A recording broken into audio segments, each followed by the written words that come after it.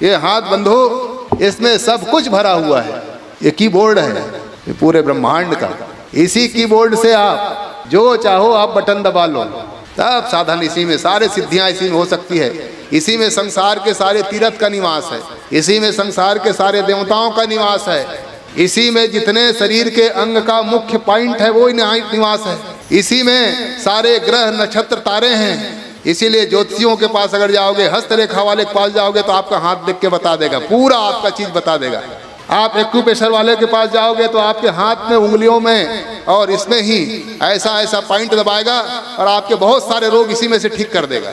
आप ज्योतिषियों के पास जाओगे तो ये अलग अलग है, इसमें से कोई सूर्य, कहीं चंद्र, कहीं शनि, ये ग्रहों का ताप, और यही देख के आपकी सारा विधा ग्रहों को शांत कर देगा। अगर पूजन पाठ ऋषि महात्माओं को मानने वाले के पास जाओगे तो आपको इसी हाथ से आपको तर्पण की विधि बता दी जाएगी और कहीं नहीं जाना है। अगर पितरों को तर्पण करना है तो आप कैसे तर्पण करें, इसी में सारे तीर्थ बताएंगे। किधर पितृ तीर्थ है, जिसपे पितृ तीर्थ से पितरों को तर्पण करोगे तो पितर प्रसन्न हो जाएगा। इसी में देव तीर्थ है, आपको बता देंगे कैसे आप देवताओं को अर्घ दोगे तो देवता प्रसन्न हो जाएंगे। इसी में मनुष्य तीर्थ है, जिसको काय तीर्थ कहते हैं, वो बता देंगे कि कैसे इनका तर्पण करोगे तो जितने मनु से लेकर के अभी तक के जितने मानव हैं वो सब कैसे प्रसन्न हो जाएंगे। इसी में ब्रह्म तीर्थ है, और कोई पात्र अगर नहीं है तो केवल इसी से आप तर्पण के द्वारा सारे तीर्थों का जल सारे देवताओं को, ऋषियों को, पितरों को आप इसमें समर्पित कर सकते हैं।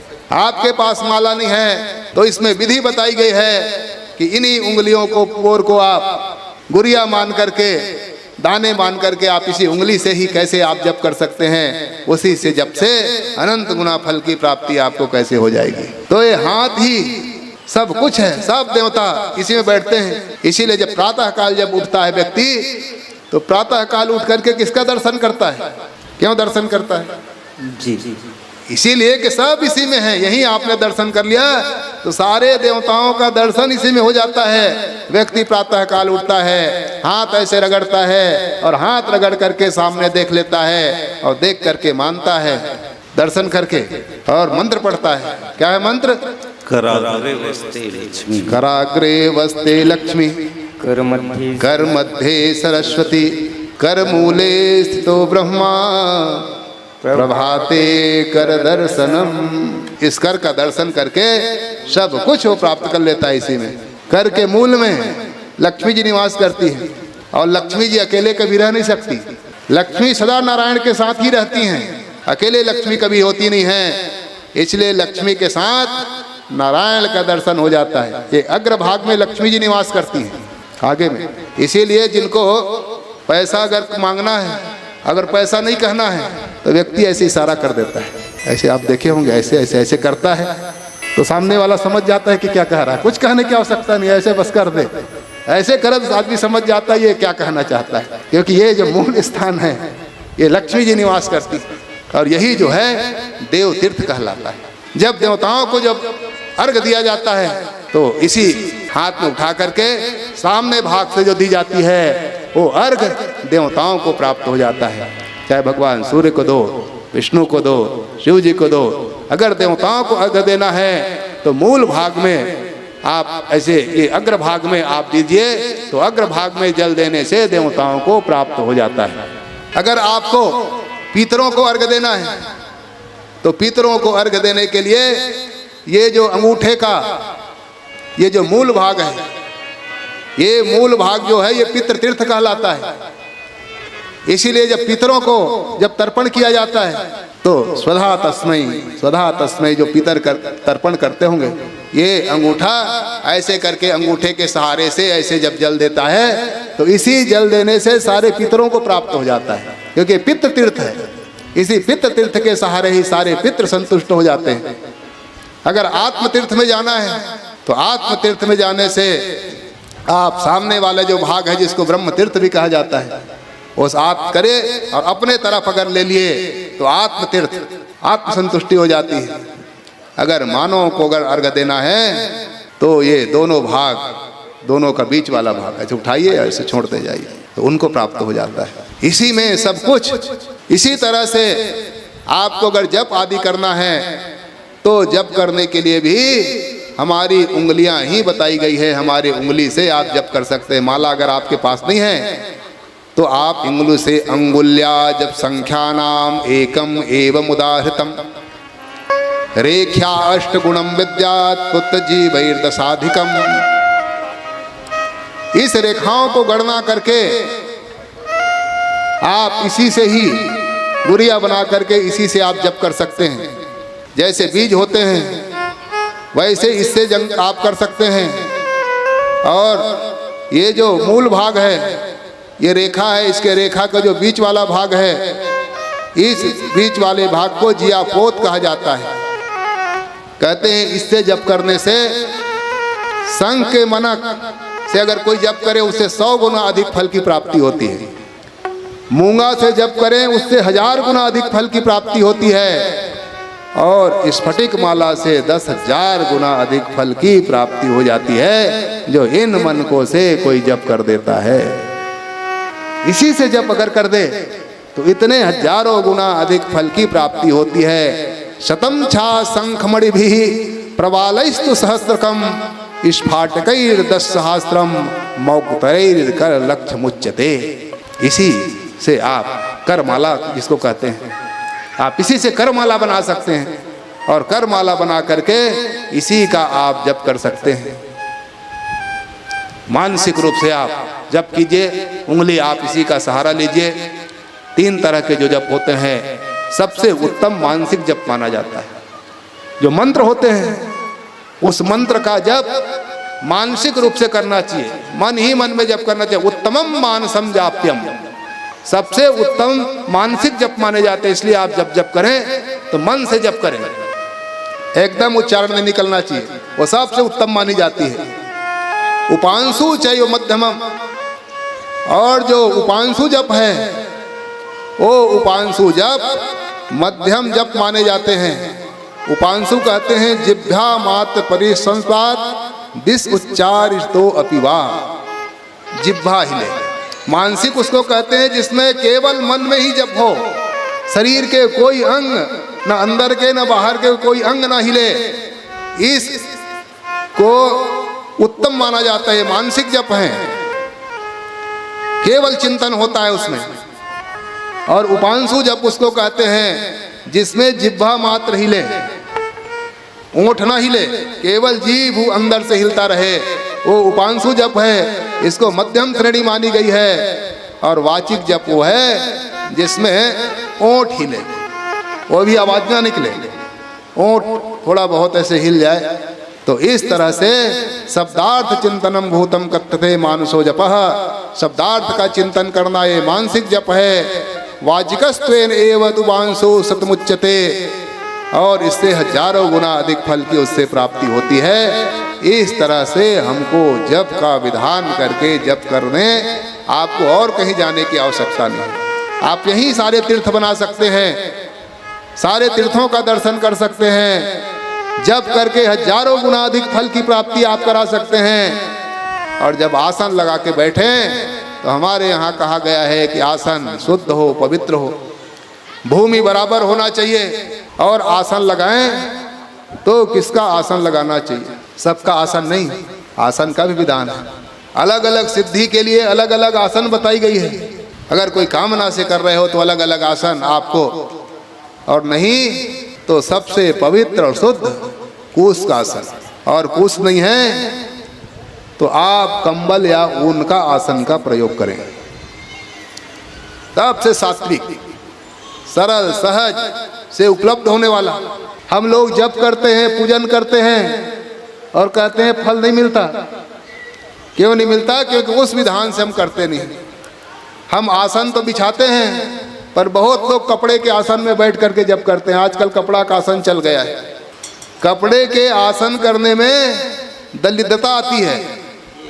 आप कितना भी जप करो, पूजन करो, पाठ करो, कपड़े की आसन करोगे तो कपड़े की आसन करने में शांति नहीं मिल सकती। और दलिद्रता कहते असंतोषो ही दारिद्र्यम, मन असंतोष बना रहेगा, संतोष की प्राप्ति नहीं आएगी। वस्त्रासने च दारिद्र्यम, वस्त्रासन से दरिद्रता आती है। और पाषाण में अगर बैठोगे तो पाषाणे रोग संभव, पत्थर में बैठ करके जब पूजन पाठ करोगे तो शरीर रोगी हो जाएगा। लकड़ी में बैठ करके करोगे तो काष्ठे भवति निष्फलम, काष्ठ में बैठ करके करोगे तो फल निष्फल हो जाएगा। करो तो गे जैसे पानी के मथोगे, मत नहीं हाथ आएगा, उसमें से कुछ निकलने वाला होगा नहीं, घे तो निकलेगा नहीं। वारी मथे घित होए गुरु सिकता ते वरते। तो वारी को मथने पे जैसे कुछ नहीं मिलने वाला, वैसे ही लकड़ी में बैठ करके करोगे तो निष्फल हो जाएगा। और पृथ्वी में बैठ करके करोगे तो मैं दिन नाम दुख मापन होती। पृथ्वी में बैठ करके जब पूजन करोगे तो दुख प्राप्त होगा। इसलिए लोग कहते हैं आसन बिछा लो। तो आसन बिछाएं तो किसका बिछाएं?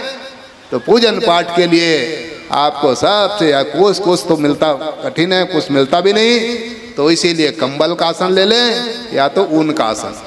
और ये आसन बिछा करके फिर मानसिक रूप से जप करना प्रारंभ करें। और जो इस तरह से जो जप करता है बंधो, उस जप करने के प्रभाव से उस परम तत्व परमात्मा को प्राप्त कर लेता है।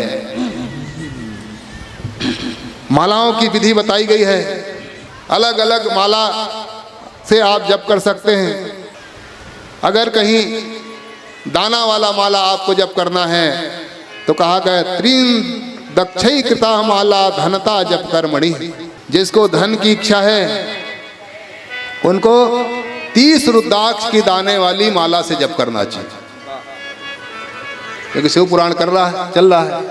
ये जो रुद्राक्ष है, ये रुद्राक्ष भगवान शिव के अक्ष के आंसुओं से निकला हुआ है। एक बार सबको प्रसन्न करने के लिए भगवान ने तपस्या की, हाहाकार जब मचने लगा, भगवान ने सोचा सबकी रक्षा मैं करूं। ऐसे सबकी रक्षा के भावना से भगवान ध्यानस्थ हो गए। और ध्यानस्थ होकर के जब उन्होंने आंखें खोली तो उनकी आंखों से अश्रु के बूंद गिर पड़े। और जो अश्रु के बूंद गिरे, उसी अश्रु के बूंदों से रुद्राक्ष प्रकट हो गए हैं। इसलिए उसका नाम है रुद्र। और अक्ष, अक्ष मतलब आंख से निकला हुआ। वो जो रुद्राक्ष की माला बहुत महत्वपूर्ण है, वैभवशाली है। जिनको धन की इच्छा है वो 30 रुद्राक्ष के दानों से बनाई गई माला से जप करना चाहिए। उसे करने से धन की प्राप्ति होती है।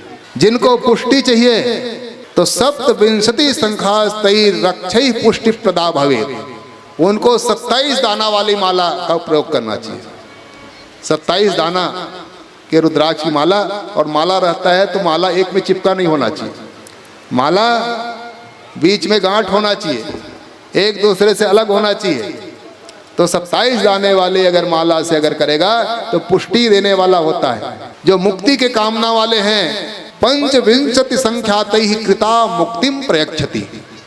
25 दाना वाला जो रुद्राक्ष है जिसमें 25 दाने हो, अगर उससे कोई जप करता है तो मुक्ति के कामना वालों को चाहिए कि 25 दाना वाला रुद्राक्ष के द्वारा भगवान का ध्यान करें। जिनको अभिचार आदि करना है, किसी को मारण आदि का प्रयोग अगर करना है तो उनके लिए 5, 10, 15 दाना वाला रुद्राक्ष की माला। तो 15 दाना वाला रुद्राक्ष की माला से जप करके अभिचार आदि का प्रयोग किया जाता है। और जप कर में जो अंगूठा है ये मोक्षदायी होता है। और जप करें तो जप कैसे करना चाहिए? ये जो तर्जनी उंगली है, ये तर्जनी उंगली का प्रयोग करते हैं कि नहीं? ये क्या काम आता है? ये उंगली अगर दिखाने लग जाओगे तो लड़ाई हो जाती है। ये उंगली जो है ना, ये लड़ाने झगड़ने वाला है। बंधो, जो तर्जनी जो उंगली है इनका प्रयोग होता नहीं है। अंगुष्ठम मोक्षदम विद्या तर्जनीम शत्रुनाशनीम मध्यमाम धनताम शांति करो तेषाम हिताधिका। किस किस उंगली से जप करें उनके लिए बताया गया है। ये जो मध्यम उंगली और जो अंगूठा है, ये अंगूठा मोक्ष देने वाले और मध्यम उंगली ये धन देने वाला होता है। इसलिए धन और मोक्ष की जिस सबकी कामना होती है कि जीते जी बढ़िया धन संपत्ति मिले और चले जाए तो मुक्ति हो जाए। इसीलिए ये 2 उंगली का प्रयोग ये जो होता है तर्जनी, ये शत्रुनाशक होता है। इसके लिए विशेष शत्रुओं के लिए ही इसका प्रयोग करना चाहिए। इसलिए इस उंगली को निकाल करके लोग जप करते हैं। इसलिए 2 उंगली को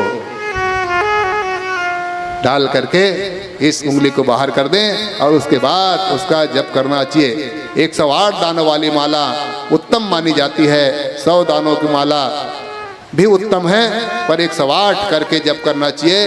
8 जो दाने होते हैं वो भूल चूक के लिए होता है, उसकी गिनती नहीं होती, गिनती 100 की होती है। इस तरह से कनिष्ठिका झरणी प्रोक्ता जप कर्मणि शोभना। और जो कनिष्ठिका उगणी है ये जप के फल को छरित करने वाला होता है। इनका प्रयोग भी नहीं होता। इनका प्रयोग अगर कोई करे तो जो जप पूजन आपने किया है वो सब क्षय हो जाएगा। इसलिए इस उंगली का प्रयोग नहीं किया जाता। अंगुष्ठेन जपे जप्यम ऐर उंगली भी सह। इसलिए जप कर्म में शुभ उंगलियों के साथ अंगूठे को अर्थात बीच से लेकर के जब व्यक्ति कब करता है तो उस जप के प्रभाव से उनको जो उत्तम वस्तु है वो वस्तु प्राप्त कर लेता है। और हम जप करते हैं और दूसरे उंगली भी छुआते रहता है उसमें, इसीलिए उसका फल नष्ट हो जाता है। तो जप तो करते हैं पर जप करने से उनका फल नष्ट हो जाता है। ध्यान तो करते हैं पर ध्यान में दूसरी चीजें आ जाती है, इसलिए फट हो जाता है।